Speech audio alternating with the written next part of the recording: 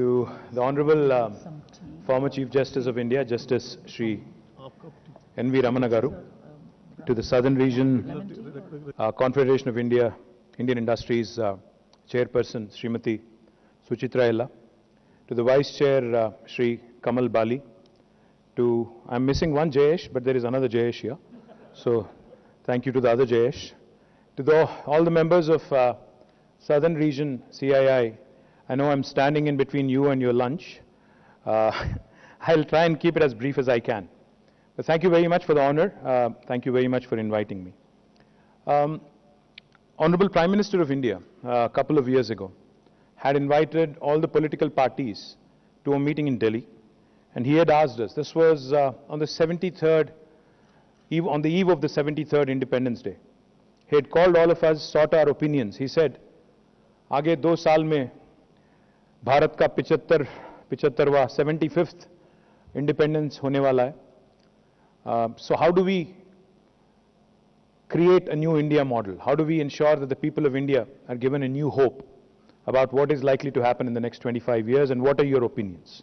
This was the question he put forward to all of us. He said, not only is India completing 75 years, but also Mahatma Gandhi was born exactly 150 years ago, so there can't be a better timing of this, so what do we do? So then, on behalf of my political party and also on behalf of myself, I had presented to him a model which I call the 3I mantra. The 3 I's that I believe are instrumental in driving India forward, in making India a first world country, and in taking that quantum leap from where we are to where we can be. The first I stands for innovation. The second I stands for infrastructure. The third I stands for inclusive growth. Now let me elaborate a bit on these 3 I's. And these 3 I's together, with the synergies that these 3 I's can bring together, is what will make India a truly prosperous and a first world country, is what I personally believe. When I say innovation, a lot of people assume, a lot of people think, because I am Minister for Technology, a lot of people assume that I'm only talking about startups and young Indians. No. I'm talking about innovation in all spheres of life. I'm talking about innovation in all the 4 pillars of democracy. Innovation in legislature, innovation in executive, innovation in judiciary, innovation also in the way the media, the 4th estate of our country, the 4th pillar of democracy, works. When I say innovation in governance, what are the innovations a government can come up with? I can readily think of one innovation which I think is relevant to the audience here, the Confederation of Indian Industry. In 2014, when the new state of Telangana was created, there were lots of doubts, lots of apprehensions around what would happen to the investments in Telangana, particularly in Hyderabad. Because this state came into being after a long fraught struggle, decades-old struggle, which eventually materialized and became a fructified, agitation in 2014, June 2nd. We had decided as a government that Telangana will top the charts on the ease of doing business rankings. So in terms of the ask, in terms of the vision, the agenda was clear, that we have to be on top of the charts. So how do we do it? We went about looking at the best practices across the world, including Singapore, New Zealand, and a bunch of other nations which have excelled in attracting not only investments but also in creating a very, very fair and a very warm and congenial and a welcoming, investment-related policy. Then came in 2014 November, the first piece of legislation that we have enacted in the state of Telangana is called as TSI Pass.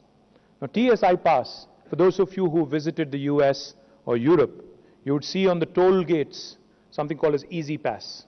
So we wanted to make it extremely easy for any investor to come into Telangana and come in with that notion that entering into this state is extremely easy. I'll just give you 3 facets, 3 important features of the TSI Pass. For instance, Mr. Kamal Bali here wanted to open a new Volvo plant in Telangana, and he already has a piece of land. And I'm actually indirectly pitching to you, Kamal. I want you to come out of Chennai and actually set up a plant here. Bangalore. My apologies. If he had a piece of land, if he had a, say, a 40 or a 50 acre piece of land which is already allotted by the government or privately procured, he actually does not need a permission from the government to start construction of his factory. No other state in India will tell you this. No permission from state government, no permission needed from the local municipality, no permission needed from the local village panchayat. And this is by statute.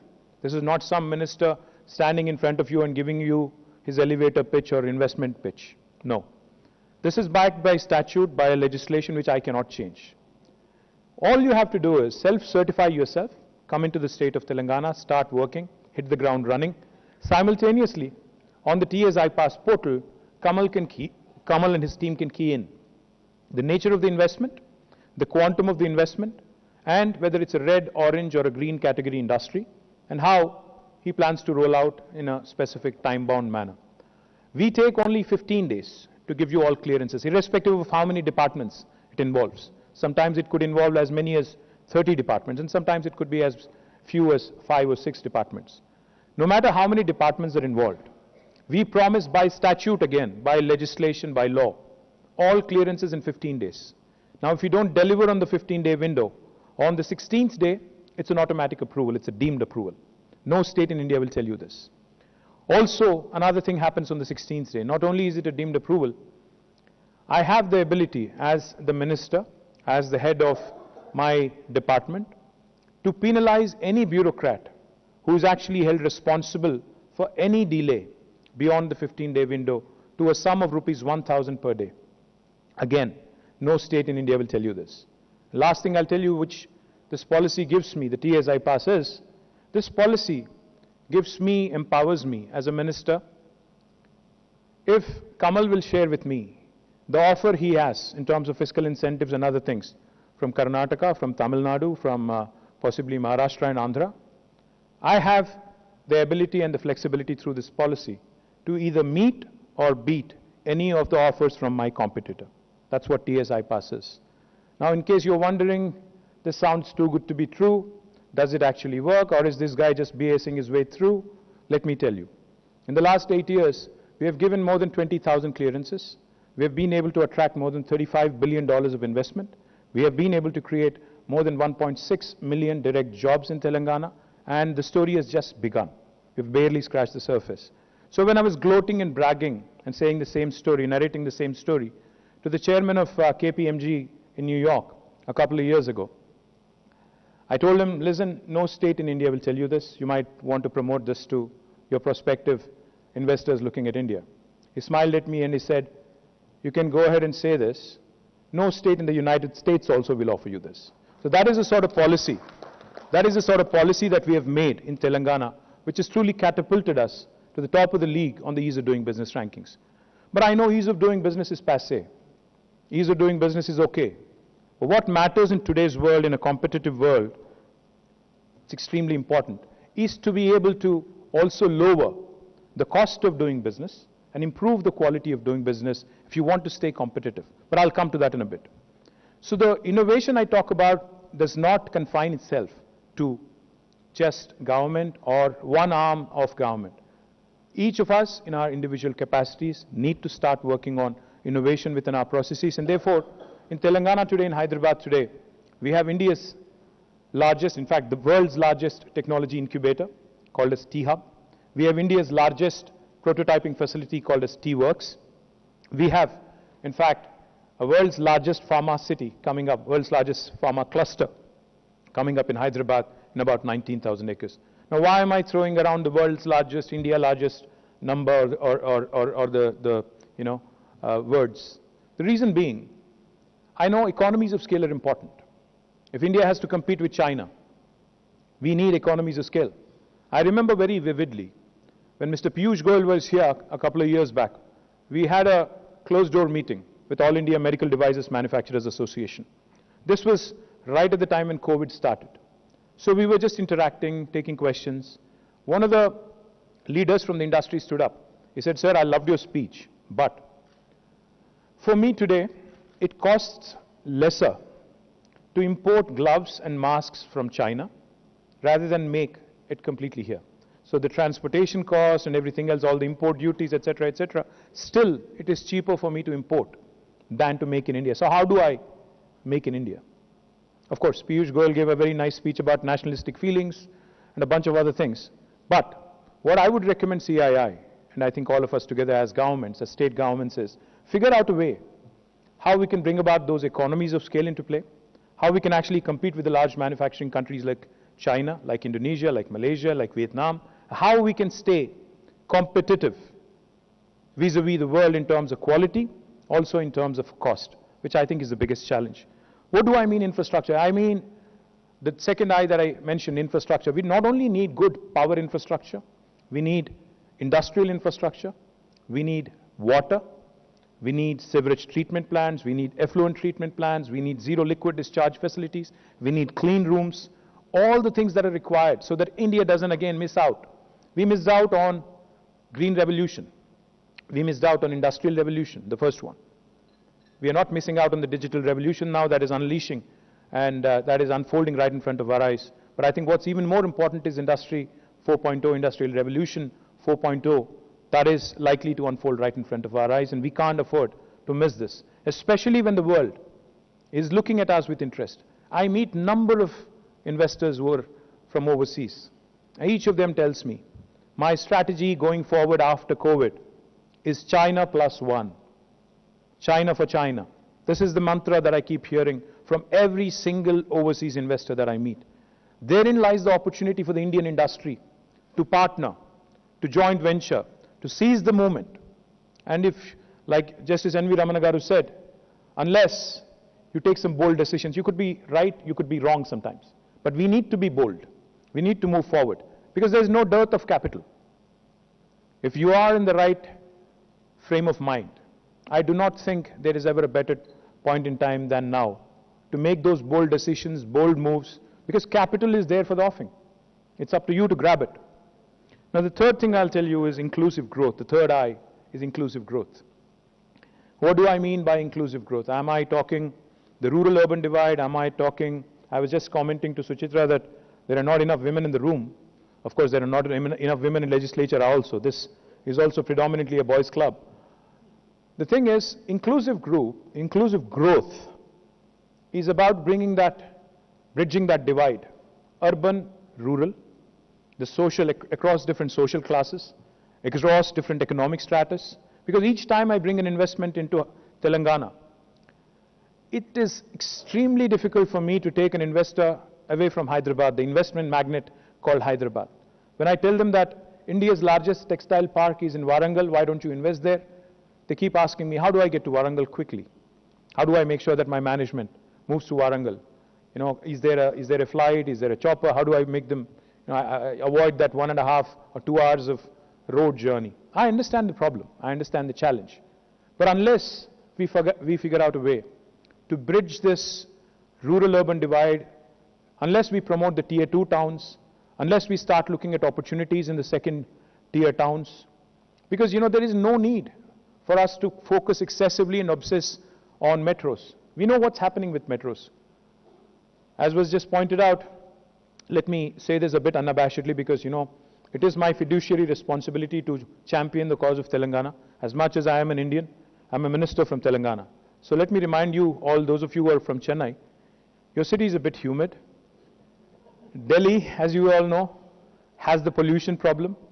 Bangalore, as we all know, it's very, very difficult to move. You know, it takes 3 hours from the airport to anywhere in Bangalore. So, what does that leave us with? Bombay is too expensive. Kolkata, I wouldn't think of. Ahmedabad has its own challenges. Let me not get into it.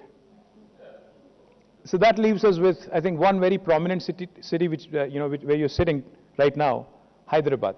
And as you navigate from the city airport into the city, you would have realized that the infrastructure is much superior, far better. The quality of air you can breathe in Hyderabad. It's not a gas chamber yet. The greenery that you see, in fact, we've just bagged the World's Green City Award as recently as a couple of weeks ago, beating Montreal, Paris, Bogota, beating Bangalore and all the Indian cities fair and square. In terms of quality of living, we rank second to none.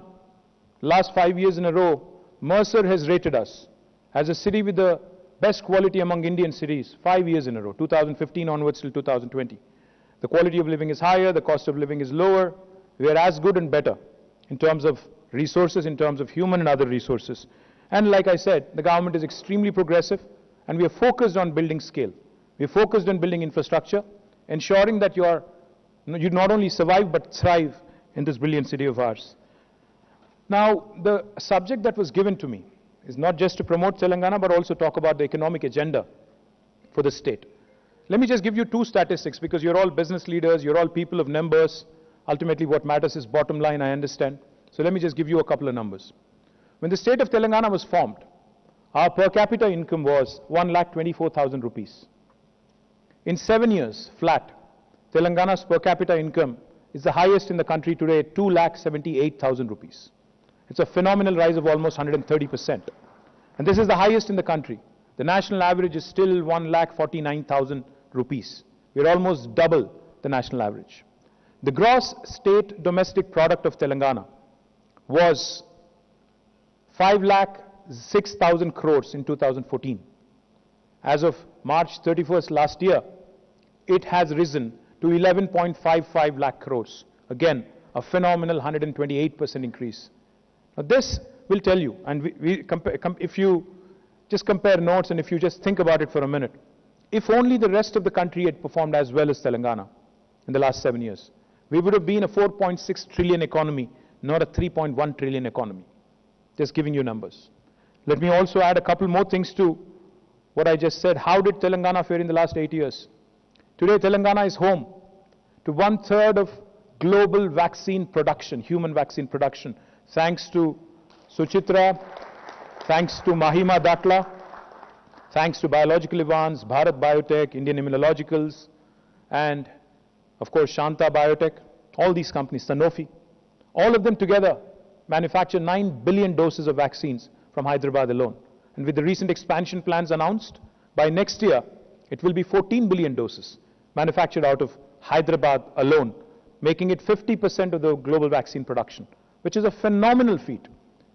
Thanks to my predecessors who have built Genome Valley, who have done an exceedingly good job in building Genome Valley, it has become now one of the most important life sciences clusters in the world, not in India, not in Asia. And we are truly proud of what it is. But now the challenge is taking it forward. So as part of that process to consolidate our strengths in life sciences spectrum, we have created India's largest medtech park at Sultanpur in Patancheru. And I'm happy that it has taken off really well. More than 50 companies have set shop there. And in fact, Asia's largest stent manufacturing facility is a company from Gujarat called SMT, Sahajanand Medical Technologies, has set up shop there, and they have set up Asia's largest stent manufacturing facility with state-of-the-art, world-class clean rooms and everything else. Also, consolidating strength in life sciences, now we are aiming to create the world's largest pharma cluster in Hyderabad Pharma City. It's on the last leg, and I'm hoping to break ground very, very soon. We have gotten all the environmental clearances, so there's no challenges whatsoever. Last few cases that remain in the court is what is holding us back, or else it would have been up and running already. Life sciences, as important a sector as it is, especially post-COVID, we know the importance of healthcare, life sciences, etc. Other fields where we excel is information technology. In fact, for those of you who are from Bangalore, I'm not sure where they are. I'm glad you made it on time. Bangalore is by far, way ahead of us in terms of overall numbers. But we are the Pepsi of the beverages market. We are number 2, we're second only to Bangalore. So we have more fire in the belly. The government in Bangalore has lost the fire in the belly, they gave up. Bangalore grows because industry there is in an inertia mode. You know, you are happy there, so you just want to grow right next door. Otherwise, there's no real reason for you to be there, honestly speaking. But let me tell you how we are different. In Hyderabad, the government is driving innovation. In Hyderabad, the government is actually playing the role of an enabler. We are continuously working on infrastructure. My predecessors have done it, and I'm continuing that good work forward. We are driving innovation by way of creating institutions like T-Hub, like V-Hub, Women Entrepreneurs Hub, like TSIC, the Telangana State Innovation Cell, like TASK, the Telangana Academy for Skills and Knowledge, like RICH, the Research and Innovation Center for Hyderabad. All of these entities have been created by government to spur innovation, to create these institutions which will eventually become the bedrocks for future startups, for future growth opportunities. Because today's startup is tomorrow's MNC. Today's startup is tomorrow's grown-up. So therefore, as I was pointing out, government is actually driving the infrastructure growth here. What happened as a result in 8 years? The most valuable technology companies in the world, I'll just give you some marquee names. Amazon's world's largest campus is not in Seattle. It is actually in Hyderabad. It's a 3.1 million square foot campus, and it is right here in the city of Hyderabad. It has been inaugurated in 2018. It started in 2014. We gave all permissions flat in 11 days to Amazon's world's largest campus. Google, Microsoft, Meta, Uber, Salesforce, Apple, Micron, Qualcomm, the list goes on, Novartis, all of their second largest campuses in the world, Medtronic, are here in the city of Hyderabad, and all of them have come in the last 7 years.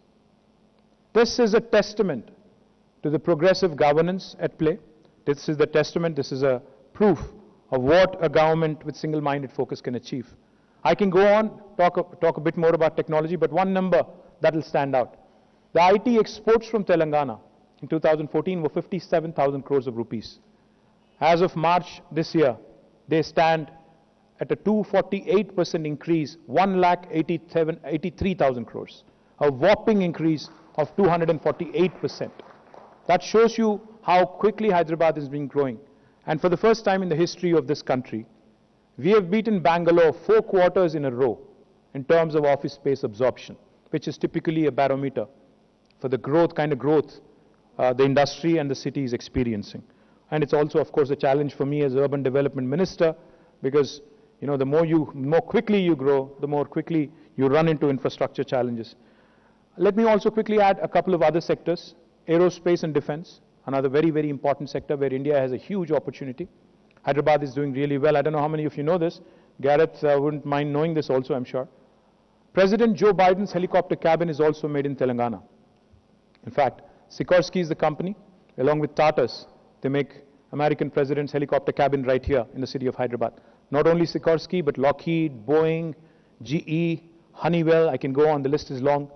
Several aerospace and defense companies, Safran, have made Hyderabad their home. We're looking to, of course, get more English companies into Hyderabad and Telangana as well. Thank you, Gareth, for the support. So aerospace and defense is another very important sector for us. But what is the way forward? What are we looking at? How do we see the $470 billion Telangana economy growing and becoming $1 trillion economy? How do we envisage the growth? Where do we envisage the growth, etc.? Of course, the sectors that I've just mentioned are extremely important. Technology, of course, is an important sector. But I think what makes technology exciting is, Hyderabad is that place I keep saying to a lot of people. Hyderabad is neither North India nor South India. If you ask me, it is where the north of India meets the south of India. It is where biology meets technology. It is where life sciences meets data sciences. It is where paratha meets dosa. It is where mangoverse meets metaverse. It's a brilliant, brilliant, melting pot where people from any part of India can feel at home. My friends from Chennai will have to excuse me, but anybody from North India will tell you that it's very difficult to survive in Chennai, not knowing Tamil or English. If you are a Hindi speaker, you'll have a tough time. Bangalore, like I said, again, enough challenges. Kerala, too far south. We're bang in the middle of the country, and we have enough land, we have enough water, we have a very progressive government, 24/7 power, no corruption, no graft. What you see is what you get, no BS. This is what makes Telangana extremely attractive and extremely, progressive. Well, how do I see the way forward?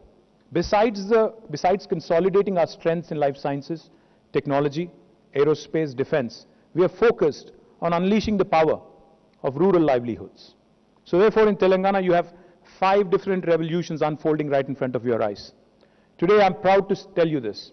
Earlier, at one point of time, Andhra Pradesh, the United State of Andhra Pradesh, was called the granary of India. But today, Telangana is second only to Punjab in paddy production, and our paddy production has grown manifold from 68 metric lakh tons in 2014 to 3 crore 50 lakh tons in 2021.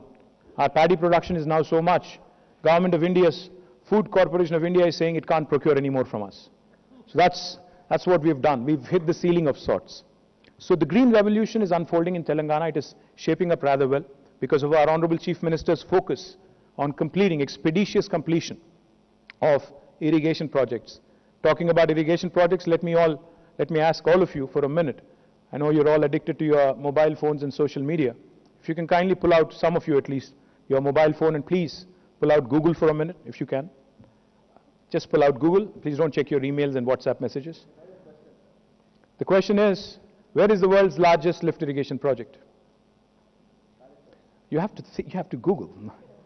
I don't want Anil Epur telling me what the answer is. I want Google telling me what the answer is. Yes, ma'am. It is Kaleshwaram lift irrigation in Telangana. We lift water from 82 meters above sea level, bring it all the way to 618 meters above sea level. It's an engineering marvel which has been accomplished by the government of Telangana in a short span of 4 years. You see, we talk about three gorges and a bunch of other things. We don't talk about our own engineering feats. We don't talk about, we have bragging rights, but unfortunately, we don't brag much. We are southern Indians, so we typically are nice, docile people. So, I wish I was born in Gujarat. I would have said a lot of things. How do I see everything else panning out? The blue revolution, aquaculture. Today, Telangana is the #1 state on inland fisheries in India. In fact, there was a time when people were surprised when I told them I was in Minnesota. The governor told me that I'm a land of 10,000 lakes. I smiled. I told him we are a land of 46,000 tanks. He was zapped. The 46,000 lakes and tanks in Telangana were not nurtured properly. But now with government of Telangana's focus, Mission Kakatiya, our aquaculture, our fisheries production is more than quintupled. Today we are the #1 state in inland fisheries. Now in fact, as recently as a couple of months ago, we've had an American company called Fishin, which came in and they're setting up a large aqua hub in about 350 acres near the Mid-Maner Reservoir in my district, Sirsila, which will be India's largest aqua hub. So that is Telangana for you, unfolding blue revolution. I also three more revolutions unfolding. A white revolution, dairy industry, rural livelihoods again, prospering. Again, another very important revolution is pink revolution, the meat processing industry in Telangana. In fact, our livestock has doubled over 5 years. Our sheep production has doubled over 5 years. So the meat industry is also doing rather well. We can export meat to the Middle East, to the Southeast Asia. We can export fish to as far as the continent of United States. And the last revolution, which I'm very upbeat about, is palm oil production, yellow revolution, oil palm production, which again Telangana government aims to do something truly magnificent, 20 lakh acres of palm oil cultivation in the next 5 years. A very ambitious goal, very audacious, but at the same time I think which will free our country from dependence on imports in terms of edible oils as well. So from manufacturing to services to knowledge economy, Telangana is covering all bases. My humble request to all of you, the south of India, with 19% of population, contributes to 35% of India's GDP. We have enough firepower from the south. Tamil Nadu, Karnataka, as much as I compete with Tamil Nadu and Karnataka, let me tell you, I also grudge their success once in a while. I'm in admiration. Because, I love the way they actually go about attracting businesses in Bangalore, in Chennai. So, my humble appeal to all of you is, there are certain strengths that Tamil Nadu has, which I don't. I don't have a coastline. I'm a landlocked state. But there are certain strengths that I have, which they don't.